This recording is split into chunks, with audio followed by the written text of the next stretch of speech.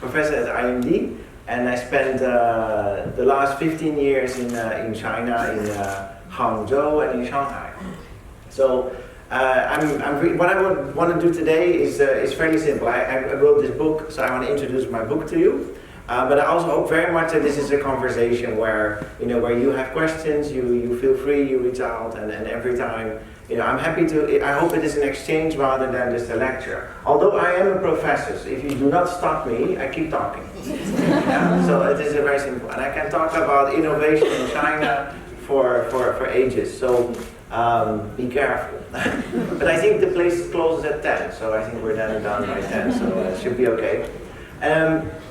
So my Chinese name is Mark, so it's very funny. So maybe for some of you the first Chinese word is Mark, so it's very simple. I figured, should I do this in Chinese or do it in English or in Dutch? But then I figured, maybe Dutch is not very... who speaks Dutch in the room actually? I do. Oh my god! 2 Nederlanders in de 3 zelfs. Oh kijk aan. Fantastisch. Now that makes me feel at home. Now even so far away from home. Goed zo. Dankjewel. So I tell you a bit the background of this book and why I wanted to write this book. So in fact, for my first book, I focused on Alibaba, Baidu, Tencent, sort of the bigger, what we call business ecosystems. And I started doing research with them in 2005. And I started actually with Jack Ma. So I interviewed him, and then I felt it was an interesting company, Alibaba. And then I started to do research, and then I built up sort of all the databases, and I spent 10 years studying these companies. And then while studying these big companies, I saw there's so many unknown, smaller, but rapidly growing, really interesting companies that nobody ever talks about. And then I figured, hey, that's an interesting topic to study a bit in more depth, and that was actually the purpose of the second book, is to say, well, we may know Alibaba and we may know Huawei, in particular Huawei these days, right? I mean, thanks to President Trump, everybody knows Huawei. I think Ren Zhengfei will be really happy, except for his daughter being arrested, obviously. And then maybe Haier, so you probably heard about Haier.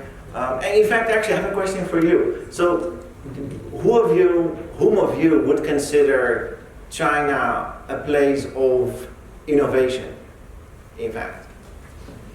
Okay, so that's a fair amount, yeah. So, because probably like 5 years ago or 10 years ago, if I would ask the same question, so it would be fairly silent. And in fact, when I moved to China in 2005, so at that time my dean, so I was at the Dutch university, he said, Mark, what are you going to do in China? I said, I'm going to study innovation. And he says, see you in 3 weeks. So, and I never came back, so that was funny. And I left, and then I started working in Zhejiang University. So I worked in a Chinese university for about 10 years, in a Chinese public university, so I was a sort of part of the system, if you like, teaching in English and also teaching in Chinese to local students and local executives. So, and a lot of my work in this book is done with myself, George Yip, my co-author at the Imperial College, and Wei Wei, a local entrepreneur in China. So we have I think done a lot of interesting work, but most of my work was done while I was at Zhejiang University, facilitating also to do this type of research.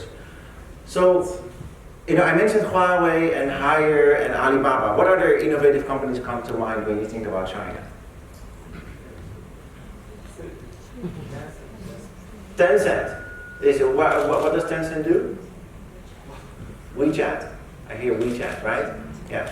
And what else? The company, the cameras, Hikvision. Hikvision. Hey, yes, very good. So there's the smart security cameras. In fact, Hikvision is an interesting company. It is from Hangzhou, and it is the #1 market leader in security cameras. From warehouses, border controls, small stores, including baby rooms. So they're really a very interesting company. Do you know that they have 10,000 R&D engineers sitting in Hangzhou? Only this company. 10,000 R&D engineers. So obviously their cameras are pretty good, right? What else? Say it again? DJI, what did they do? Drones, right? They have a very big market share in consumer drones, right? And there was another company just now. Somebody mentioned here. Meituan? Yeah, what do they do? Food delivery. Food delivery and all kinds of other delivery of services and products, right? So it is, and they also do shared cars and taxis and so on these days, yeah. Meituan actually, do you know that Meituan has a higher valuation than Uber? Yes. Yeah, it has a higher market valuation than Uber, and it is larger than Xiaomi.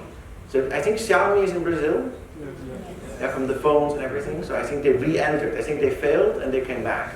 So they were like, we cannot miss the Brazilian market, so we come back.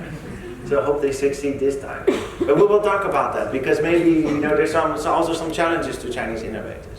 So for me, obviously, I think today's China is I would say is fairly innovative, especially compared to 10 years ago or 15 years ago. And for those non-believers, if they're in the room, I have some statistics and some numbers, but there's only one slide, so don't worry. And the rest I refer to McKinsey and whoever consultants, what they do. So if you look at MIT's Technology Review, they have a list every year of most innovative companies in the world. The country with the second most innovative companies in the world is actually China. So the number one is obviously, not the Netherlands, the United States. The Netherlands where we don't exist somewhere. And then the second one is actually China. So China has 7 companies on this list. And then the next one is maybe in India or another country with only 1. So really becoming very, very well known. Forbes, they published something called the Future 50, so the most interesting companies to look at for the future. 21 of those companies are actually Chinese companies. So looking at the future, which is the same number as American companies. So again, you wonder, where's Europe in this picture? But I don't know. So we're getting squeezed out, sort of. And then we participate in the study with strategy End. So this used to be, from its privatized corporate. And so we did the study with multinationals, many years. And then actually in the most recent one, 2/3 of multinationals that do or have innovation operations in China, they see their Chinese counterparts as equally or more innovative. So this is, let's say, the Philips, the Bosches, the GEs of the world that do R&D in China. They look at their Chinese competitors and they say, hey, they're equally innovative or even more. So this has sort of cycled through the minds. Now, I think Renatus today referred to unicorns as well, so pre-IPO $1 billion valued companies and ventures. So 50% of those are now coming from China.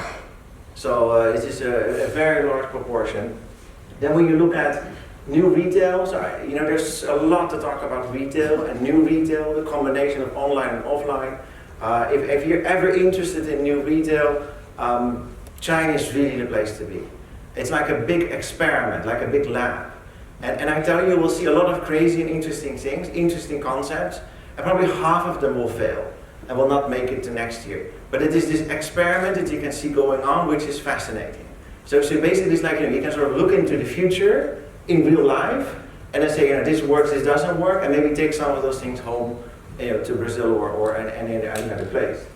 Now, of course, also in terms of technology, China is doing pretty well. So we look at the number of patents, venturing activity, amount of venture capital invested, so what the market thinks, and then we look at specifically fields like artificial intelligence, but also biotech, fifth generation telecommunications technology, genomics, electric vehicles or new energy vehicles. We see really Chinese companies and researchers start to lead the pack rather than follow. So in many cases we'll find a lot of innovations in China which are not new to the world but are new to China, or very innovative combinations of existing things. But in some cases, for instance in AI, in genomics and in renewable energy, we find actually that some of the new things, new to the world, are being invented in China for other parts of the world. And it's very interesting because we see in the same study with multinationals that now slowly the reason why multinationals start to operate innovation and R&D in China becomes more and more not to innovate for China but from China. It's a small difference, but it is a big difference. So it's an interesting world. But all of this, great, fantastic. But my main question remains. So that's today. But maybe it's a hype. So maybe it's because the Chinese government says so. We all know the Chinese government is very important. We can talk about that later if you want. There's no cameras here. So I have my Chinese phone, but I left it at the hotel. So my question is really, so what about tomorrow? So is it indeed the Huawei and the Haier and the Alibaba, maybe Hikvision, or are these the players for the future? Are they the handful, maybe 20, 30 different companies that define the future of innovation coming from China or not?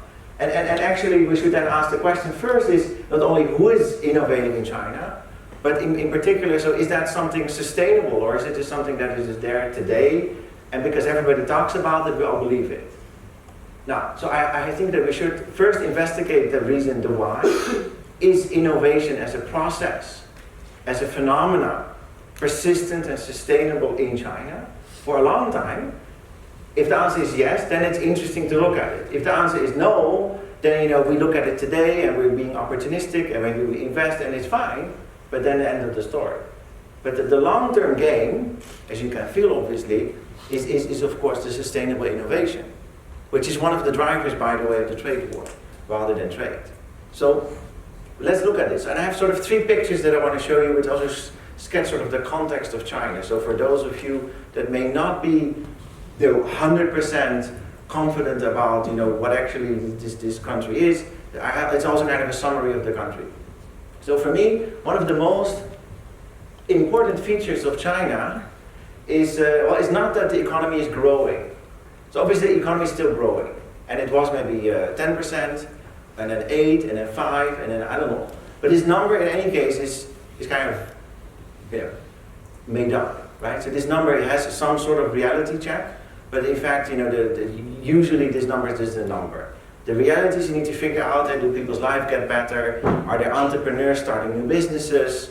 How about the prices of food? You have all kinds of indicators whether or not an economy is growing, and China's economy is growing, and it has been growing for a very, very long time, over 30 years. But for me, the growth is not even the most important thing. It's what the growth brings.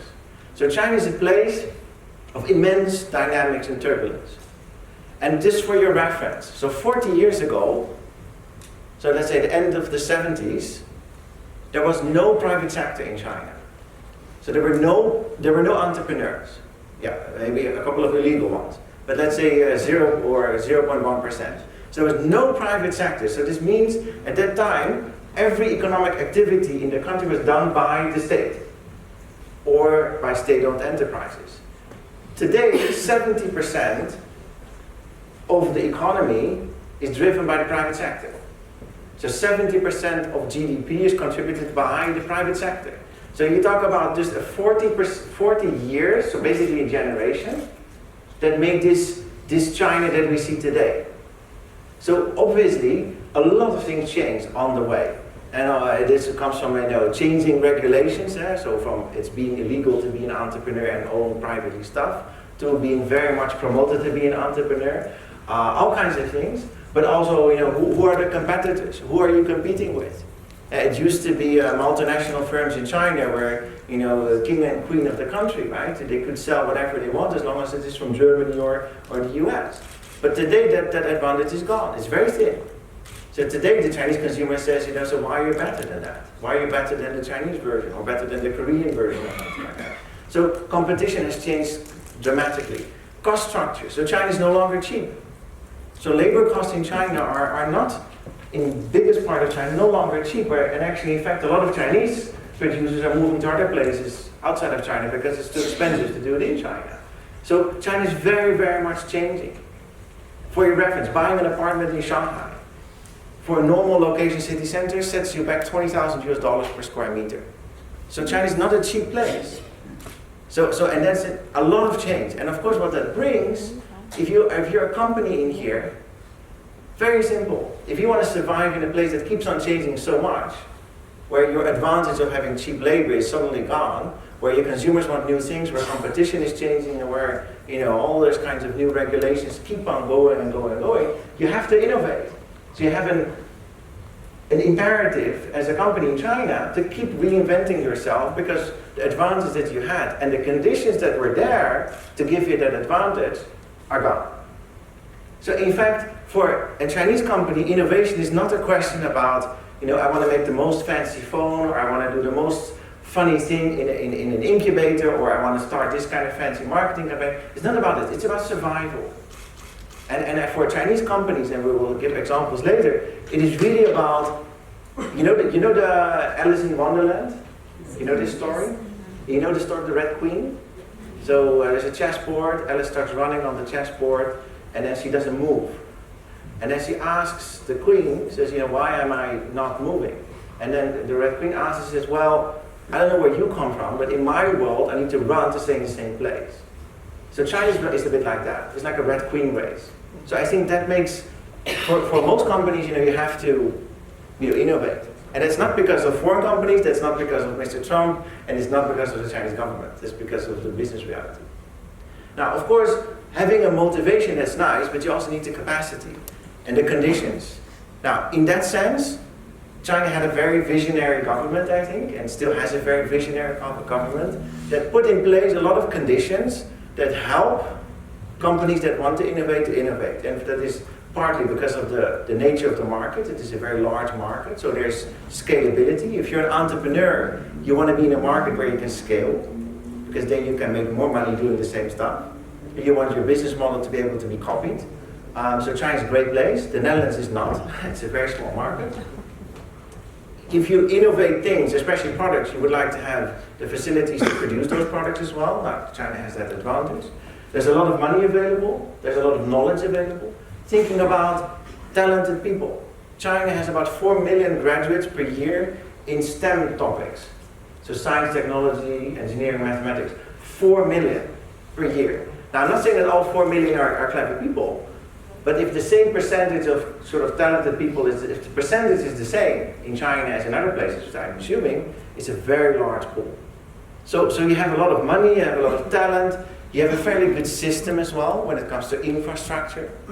Because it's very funny, I can go up the mountains in the middle of nowhere and have 4G telecommunications connection.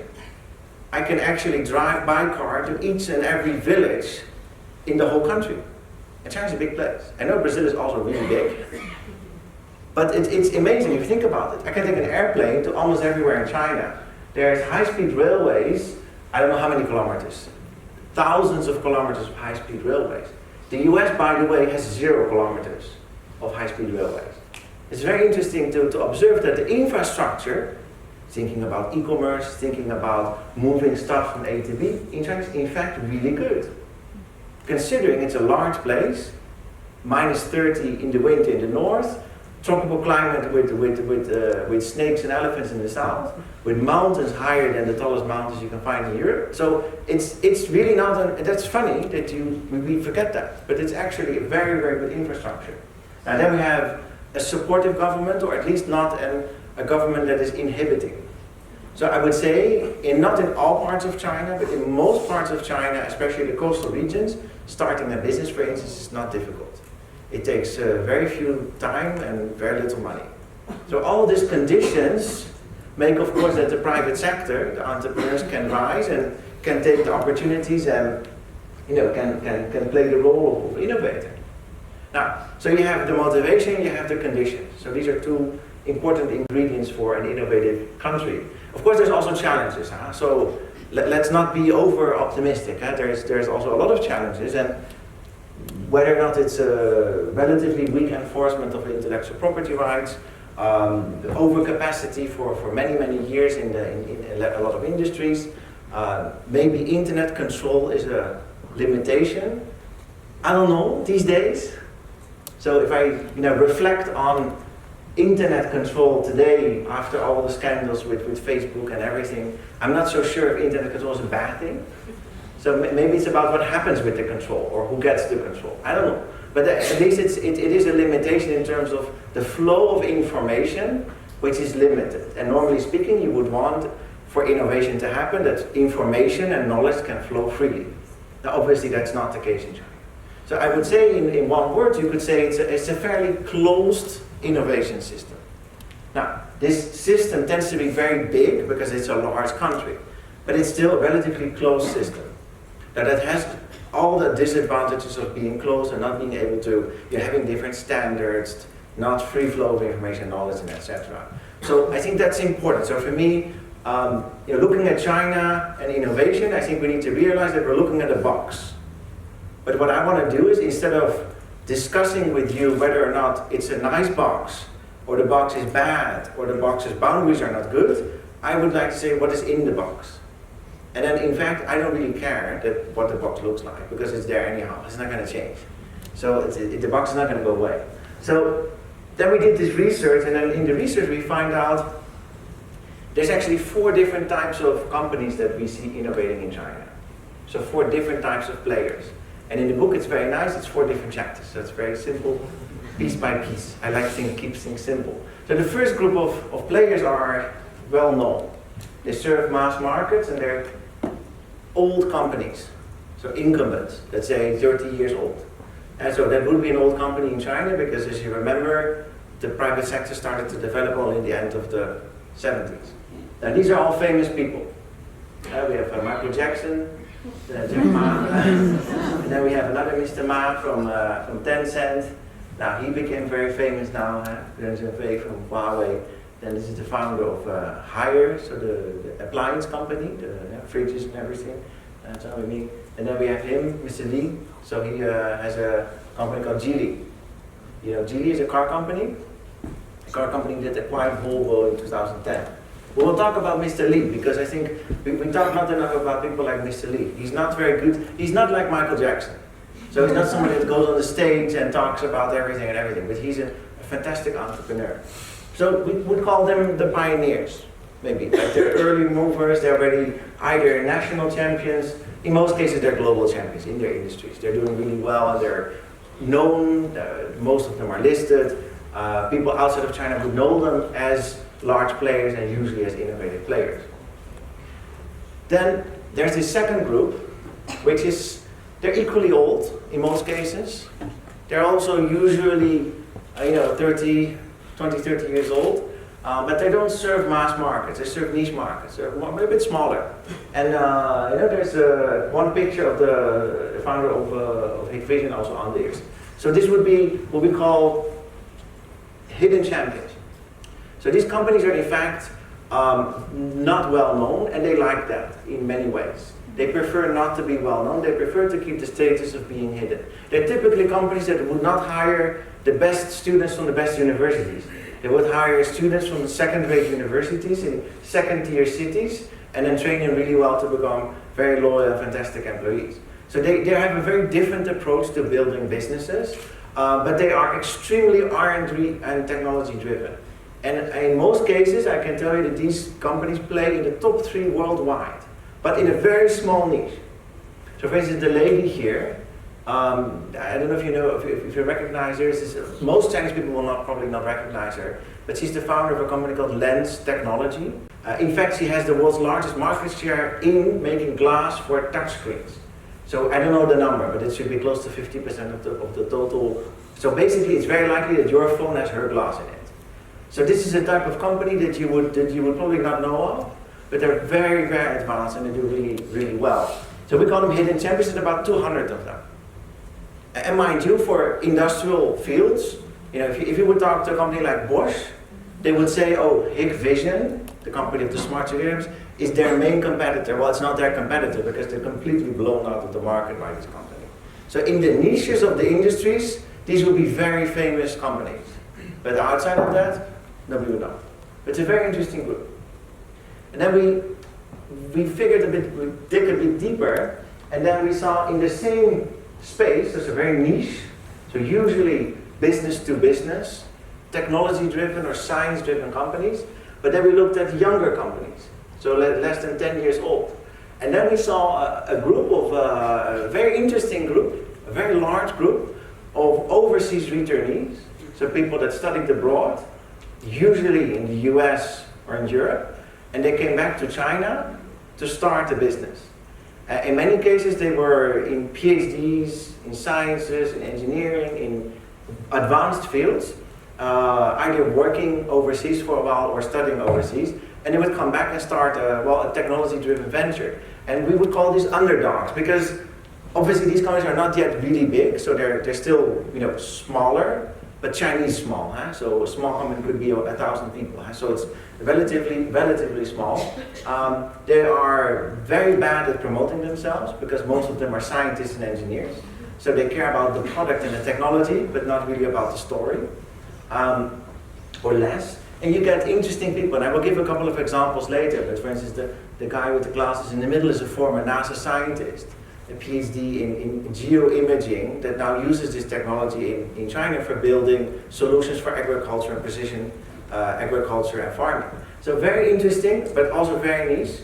The key thing here is that the number is very big. So we studied this for a fairly long time, and we use a very conservative estimation based on patents, based on venture capital investment, based on all kinds of things, and it should be at least 150,000 of those types of companies. So these are companies with a core technological advantage that are seeping in each and every corner of each and every industry.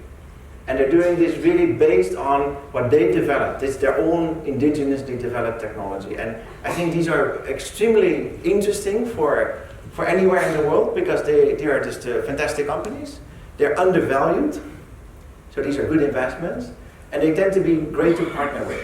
So I think this is a very interesting group that a lot of companies, including multinationals in China, are ignoring. So on average, you would see 1 or 2 investments per year of a large company in China in this type of ventures. While in fact, these guys, the pioneers, guys and girls, I should say, they invest massively in that group. So I think it's sort of a missed opportunity. The problem, of course, is that how do you find them? Because there's almost no media attention, they don't make good websites, if they have a website at all. They're in an industry niche, they're in the business-to-business world, it's not consumer-facing, so how do you find them? So that's the trick. So it took me 10 years, but I'm an academic, so I'm very slow. But maybe if you're a business person, it takes you maybe a little bit less, but still it is difficult to find them. And then we saw this fourth group, which... Mark, may I ask a question? No, yeah. What is the probability of them surviving? So a great question, thank you for that. So the probability is to not survive is as large as any other, I would say, venture company. So I would say that probably 90% of them would not survive the 5-year timeline. But these are already around for close to 10 years. So the ones that we sort of investigated are sort of the ones that already passed, the first hurdle. But generally speaking, the likelihood that a lot of them still fail is very large, as with every venture. As with every venture, yeah, absolutely. Please. And there's some kind of policy that try to keep them in the country, or no. They just come back because they would like to be in China. Oh, okay. That's a good question. So you mean the people or the companies? Yeah, the underdogs. Okay, so they are, well, there are 2 reasons. So there is a policy for people that have advanced degrees abroad to come back to China, and they would have benefits. Usually this is in the field of taxation or household registration or these kind of things. So yes, there is certainly for probably a subgroup of that, there's a particular advantage. But I mean, they're not stupid. So if it's only for tax reasons, they would not start a business in China, right? So the main reason why they come back to China is because there's an opportunity. Yeah, so that's in most cases the reason. But it's very nice, of course, that it is facilitated by preferential policies, by tax holidays, by all kinds of things. So it makes it easier for them to come back. And from the Chinese government point of view, that was important, because otherwise all those clever people, it's like a brain drain, right? So the most clever people study abroad and they don't come back. Yeah, this is a bit of a problem. So let me go on to the 4th group. Is it okay? And then we pick up. So the last group. So look at then the story sort of around. The last group is an interesting group because they are also young companies, but they focus very much on mass markets, and they have a couple of features. They're very different from the upper left group, the underdogs, because they're extremely noisy. They're very good storytellers. They usually, their business model is innovative. Their technology usually is not so innovative. So they would be digital in the digital space. They would find ways to grow very rapidly and use venture capital to fuel that. So to give you an indication, so the guy with the white shirt in the left, so upper left of the right corner, founder of Didi. So Didi is well, you know probably Didi because they acquired 99. So in fact, he got I think he got like, I don't know, 8 rounds of investment or so, and in his 6th round of investment, he got $3 billion venture capital investment in his company. Which is, for your information, if you would put from 1 year all the investments in venture capital from Japan, Singapore, and Israel together, that's less than 3 billion. So that went into one company in one round. So somehow, somewhere, these companies' valuations have become very crazy, but that's not just a small group. I mean, this is a group where we estimate it's about 200 companies that are in this field, so we call them change makers, digital enabled, clever young people in many cases, with innovative business models that use digital technology in traditional industry. So in many cases you would find them operating in education, in healthcare, in mobility, in established industries, but they're using a different mindset, a different logic, using digital technology to grow as fast as they can. Many of them, of course, they don't make money. And so the big question, of course, is, so when are they going to make money? And the key question there is, with every startup in digital and when you're a platform business model, is what is that turning point that you say, I'm going to monetize my users at the cost of getting more users? So the game is usually venture capital pays for your business so that you get more and more users, and at some stage you reach a saturation. But I don't know, in China, if that's at 500 million people or with 600 million people. So in most cases, that is the numbers of users that these companies have. So that is the picture. So they're quite different. They're all innovative, but also they're innovative in a different way.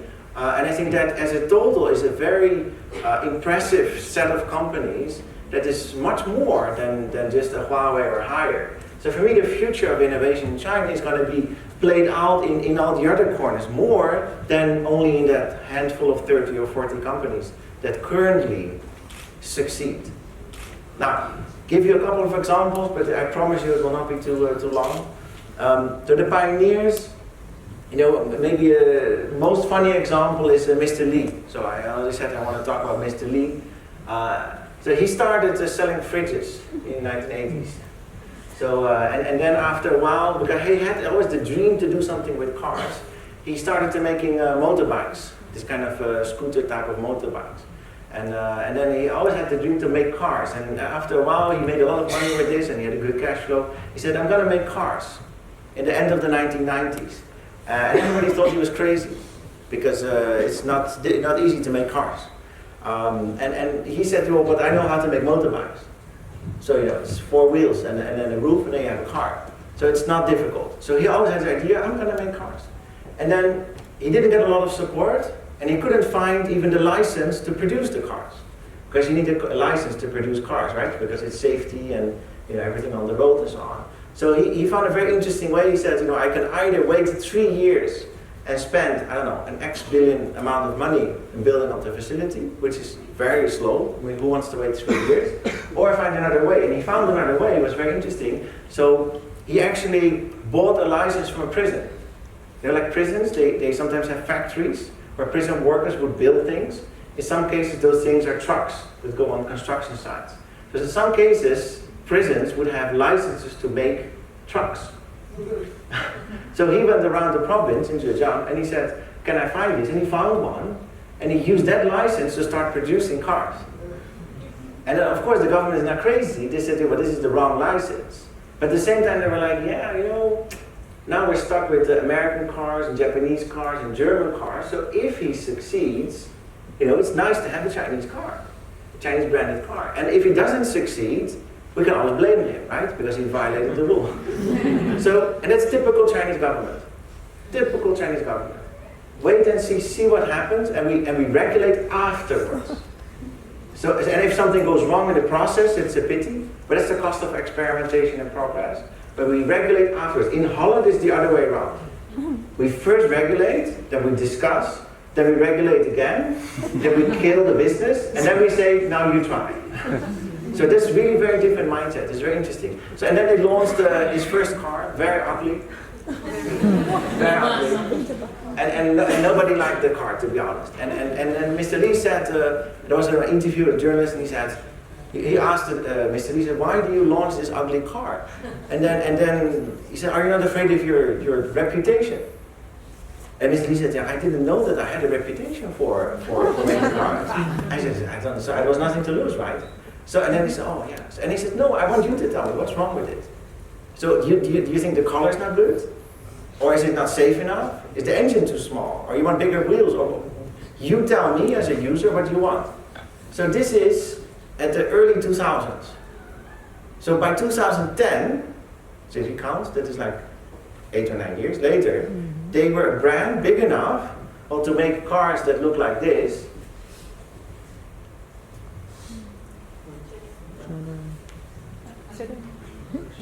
It's on. But it's not moving. Yeah, okay. Cars that look like this, and actually acquire Volvo. And acquiring Volvo was not only about buying the company, huh?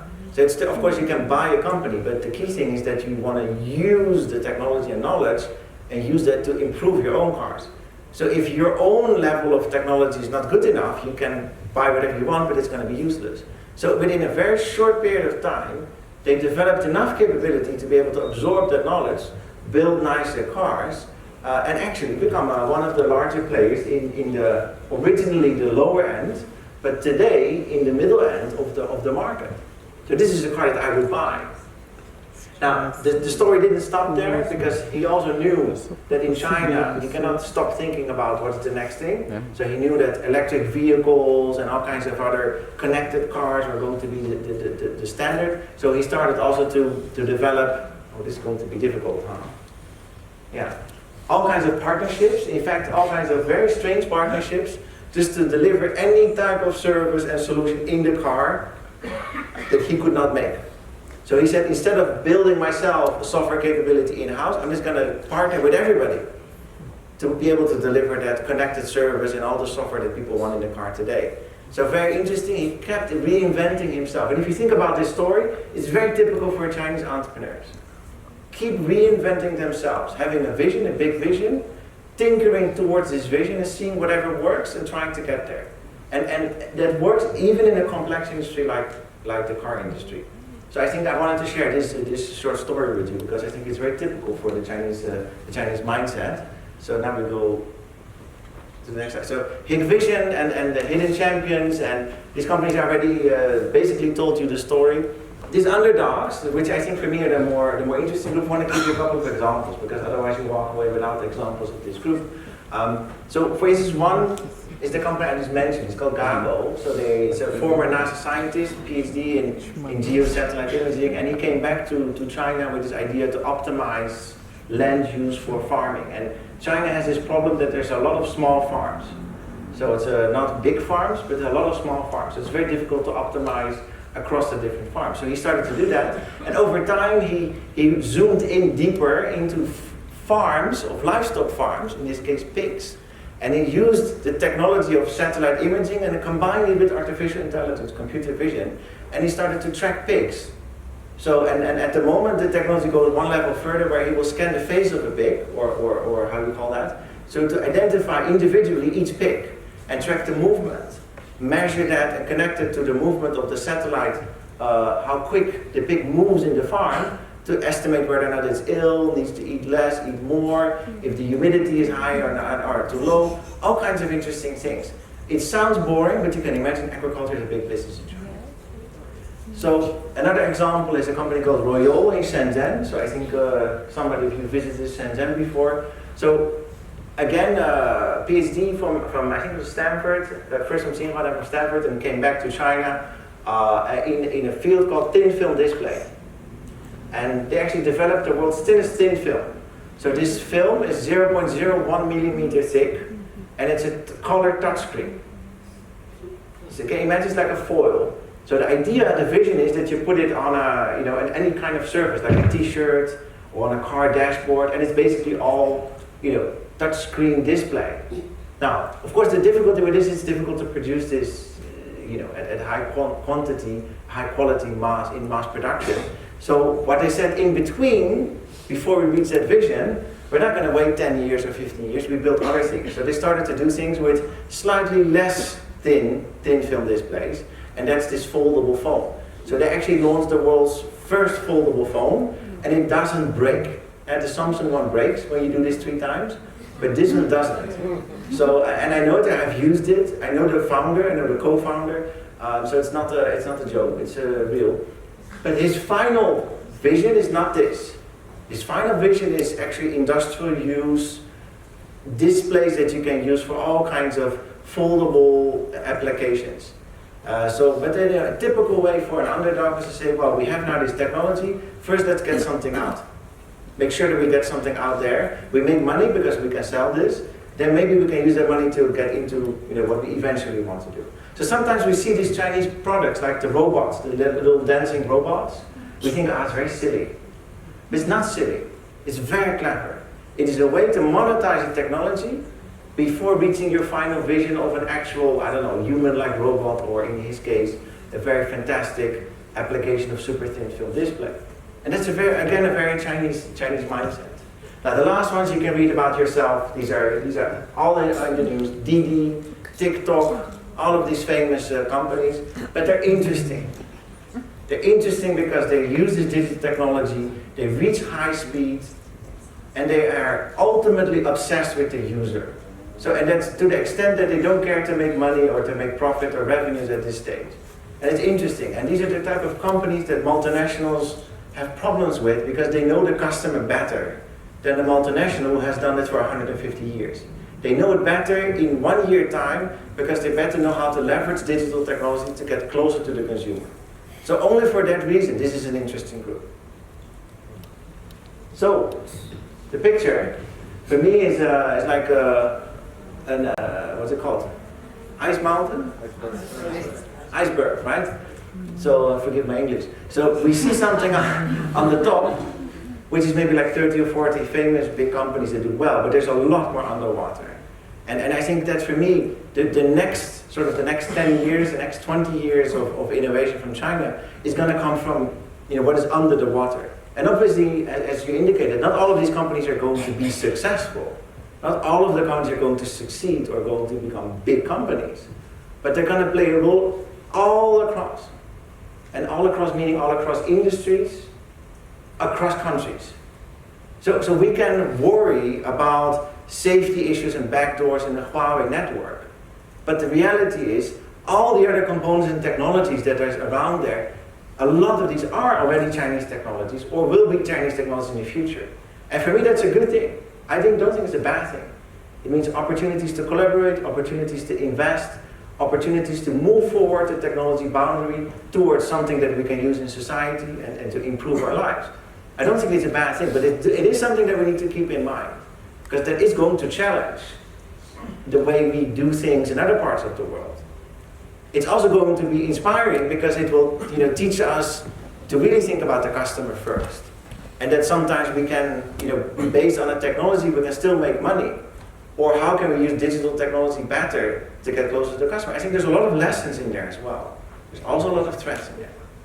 So I think with that I would like to stop here because I think this probably means I'm out of time. So I'm sure there's other questions we can discuss a bit more. Thank you very much.